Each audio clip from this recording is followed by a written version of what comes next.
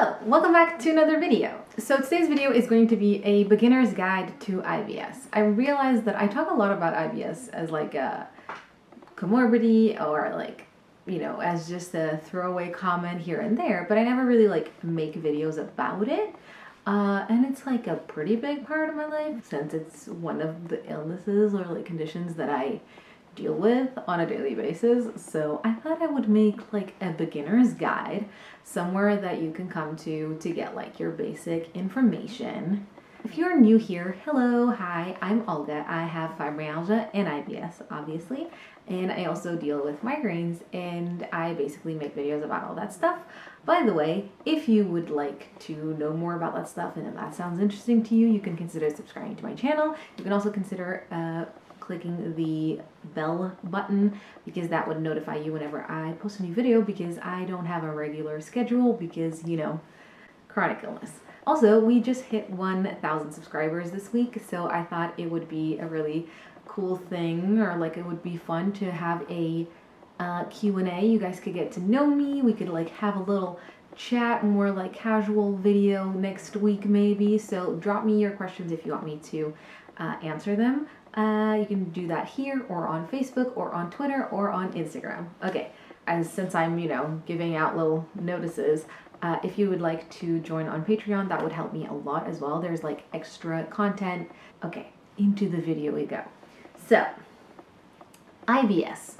What is IBS? In case you don't know, it stands for irritable bowel syndrome. It is different from IBD, which stands for irritable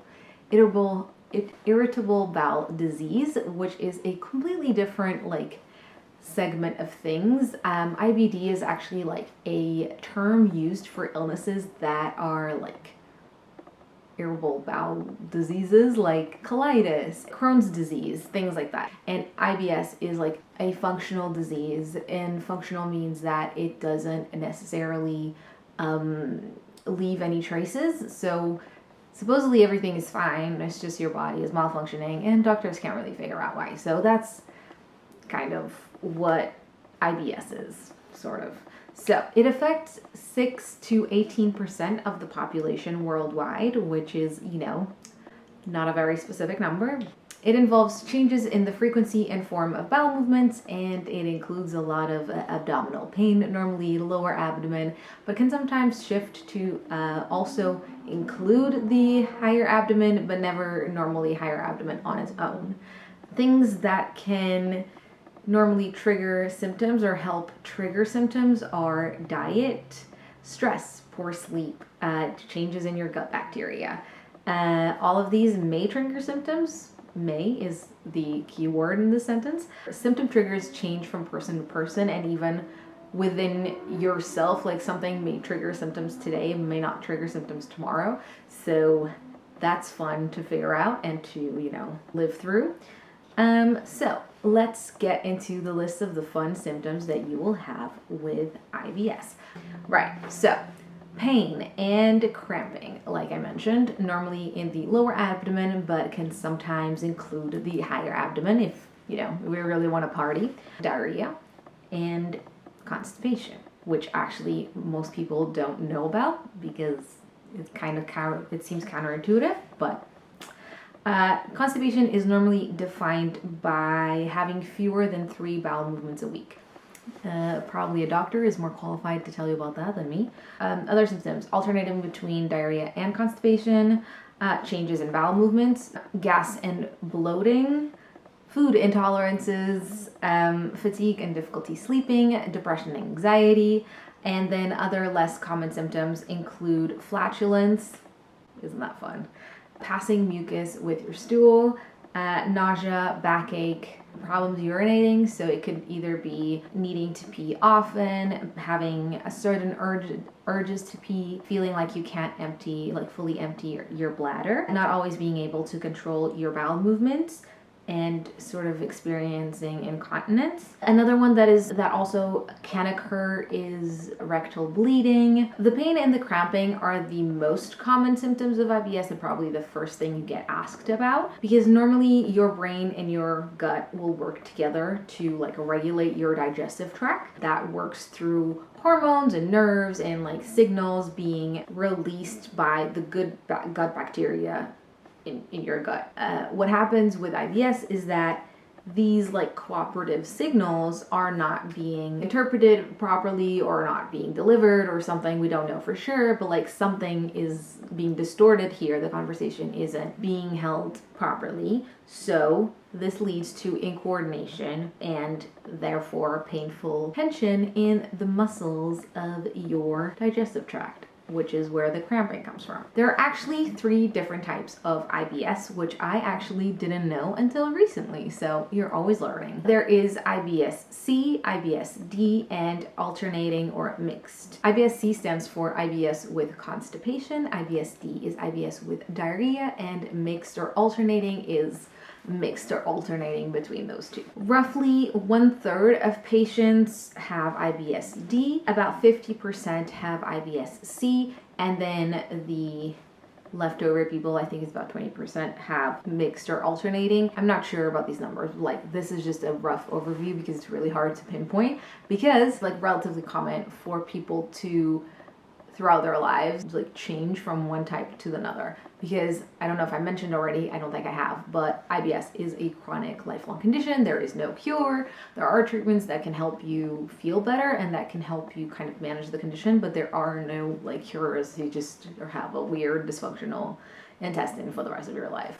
Welcome to my life. That was salty. Okay, moving on. Like I mentioned, IBS-C is the constipation type. The main symptoms for this include hard and lumpy stool, straining during bowel movements, so it can be really, really difficult to pass your stool and to like go. Like you might feel like you need to go and then you just like feel like you can't, or you have to strain really hard to be able to. A little TMI story, I once almost passed out trying to go to the bathroom, so don't do that. Infrequent stools, so like you just don't know when you're gonna go, and like it just seems like sometimes it happens, sometimes it doesn't happen. It's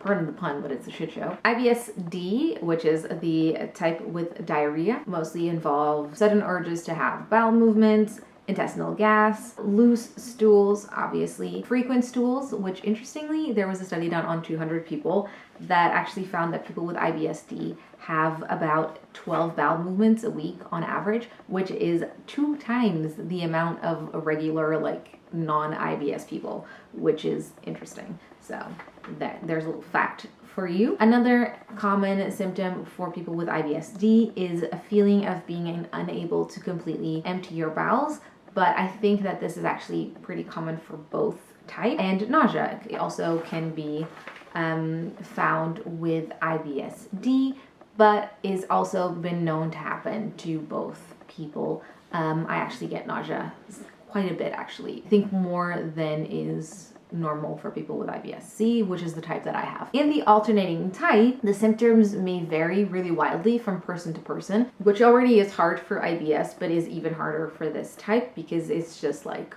each person will experience completely different things. So it's definitely a personalized approach with that one. So each doctor will just like see what their patient specifically experiences, and they will just treat that patient according to what they go through. But in my experience, that's how my doctor treats me. We just go through what I experience and we try to like accommodate for my symptoms and manage my symptoms. It's interesting that, like I said, IBS-C is the most common type when it's actually really counterintuitive that it is even a part of IBS that you have constipation, because it's actually normally portrayed in the media as like IBS being something that normally it just involves diarrhea or somebody like rushing to the toilet. But if you actually like think about it, what's happening is there's an altered communication between your brain and your bowels. And altered communication, it can mean either speeding it up or slowing it down. So it can slow down or speed up the normal transit of your stool. When your transit slows, it means that your stool is in your intestine for a longer time. And that means that your bowels will absorb more water from your stool, and that makes it harder to pass. However, something that is important to mention when we're talking about IBS-C and constipation in general is that there is such a thing as functional constipation. And this is completely different from IBS. Functional constipation describes a chronic type of constipation which is not explained by any other disease and generally does not involve any pain and is actually really common. Whereas the constipation that comes with IBS is always normally very painful and it normally eases with bowel movements. So yeah, it's important to make that distinction. And just like the stool remaining more time in your bowels means that, you know, they absorb more water and it becomes harder to pass. The same thing, but in reverse, happens when you have IBS-D and your stool don't spend enough time in your bowels, so they just pass on through. Your bowel doesn't have enough time to absorb the water out of them, so you pass to loose stools. The altered digestion that happens with IBS actually leads to more gas production in your gut. Obviously, it causes bloating, which obviously is, I don't need to tell you, unpleasant and uncomfortable and painful and just, you know, makes you feel not very good about yourself. People often find this one of the most annoying symptoms of IBS, which I am with them on that one. And interestingly, a study found that 83% of people with IBS report bloating and cramping, both of which seem to be more common in women and also in IBS-C and mixed types. So it seems that it is a little bit less common in people with IBS-D and in men. Yeah, some people also find that they have developed food intolerances. This actually happens to the point that there is about 70% of IBS patients who find that they have foods that trigger their symptoms. And there are a lot of people who have IBS who actively avoid certain foods or avoid, you know, groups of foods or have specific diet as to avoid triggering their symptoms. But it does really depend on your IBS type and your specific symptoms in your specific body, because in my experience a diet does not help and dieting in general just doesn't help. What helps me is eating like everything and just eating a little bit of everything and changing my diet all the time. Another common symptom that we mentioned was fatigue. This is actually common with most chronic illnesses. I think just being chronically ill is just a pain in the butt and makes you tired. Fatigue and difficulty sleeping are very common with IBS apparently. And many studies actually show that there's a link between those two things. In one study, actually 160 people who were diagnosed with IBS described that they had low stamina that limited their, you know, daily activities such as work, social interactions, and leisure time. Another study of 85 people found that the intensity of their symptoms normally determined the severity of their fatigue, which is also very interesting. And another interesting fact is that poor sleep actually makes for worse symptoms the next day. So it's actually like quite a cycle that generates, because if you have worse symptoms or more fatigue, you can't sleep so well, so you have worse symptoms, and like it just kind of becomes a bit of a cycle. And the same thing can be said for anxiety and depression, because it's very difficult to establish cause and effect with anxiety and depression, because the anxiety and depression again are very common in most chronic illnesses and they are a common side effect, but people don't know if they are a side effect or if they are what causes these kind of like functional illnesses. But it's difficult to establish causality, because how do you do that, you know? So it's difficult to understand what the link is and where the causality lies.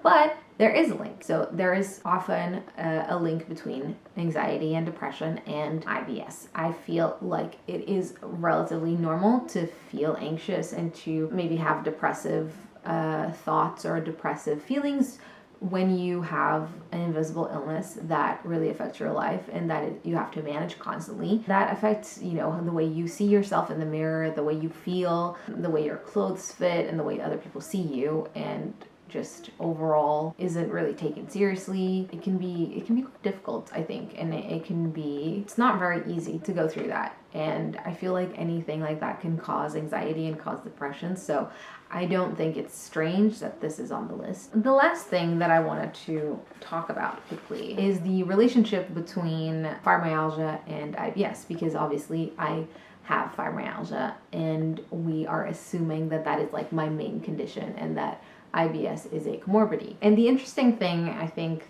between both fibromyalgia and IBS is that they both are conditions that affect the way your brain interprets pain and the way your brain interprets signals from other parts of the body. And they both make the parts where the brain processes pain more active. So I think that's really interesting. The exact problem, again, is not understood in either condition. So that's another thing they have in common. Again, they're both considered functional disorders because they both are things that seemingly there's nothing wrong with our bodies. You know, you get blood tests or you get other tests done and there's nothing wrong with us. But obviously these symptoms are happening and there's these things happening. In both conditions, your nervous system is overly active or overly sensitive, hyperactive, I guess you could say. It is thought that maybe the immune system might be implicated. A genetic link has been looking into. We don't know yet. You know, it is known that people who's, you know, have fibromyalgia in their families are like 8 times more likely to have it. I think it's also more common for people who have IBS, who have like parents and stuff who have IBS to have it as well. So like there is definitely something there. It's just, you know, what? It's just so interesting. I don't know. So since both conditions are causing similar parts of the brain to be wrongly hyperactive, it just stands to reason in my mind that they should be, you know, that they might develop together and that IBS could be a comorbidity or is a natural comorbidity of fibromyalgia or vice versa. I don't know. If you do think you have IBS, you should really contact a doctor, maybe your primary care practitioner, I think that's how you say it. If you don't have one or if you don't trust yours, a gastroenterologist is the specialist in question that would diagnose you and that would figure out if you have IBS or not. They're the specialist to look into. They also should have the treatment options that are right for you because, like I said, there are things that you can do, but like it's definitely not a one-size-fits-all. So drink lots of water, have a healthy lifestyle, you know, exercise, eat well, a varied, healthy diet. That is everything for this video. I hope that was informative and that if you had any questions about IBS, these are like some good starting points and some good basic knowledge things for you to get started on. So that is everything for today. I hope you enjoyed this video, and if you did, please don't forget to leave it a like and a comment and consider subscribing to my channel if you have not done that already. Consider again clicking the little bell so that you're notified when I post a new video, because again, I don't post on a regular basis because yeah. And also consider becoming a member on Patreon or shopping my Etsy store or just sharing those things, because that would help me out a lot. And that, I think, is everything that I have to say. Thank you so much for watching. I hope you're having a wonderful day. Stay safe out there, and I will see you in my next video. Bye!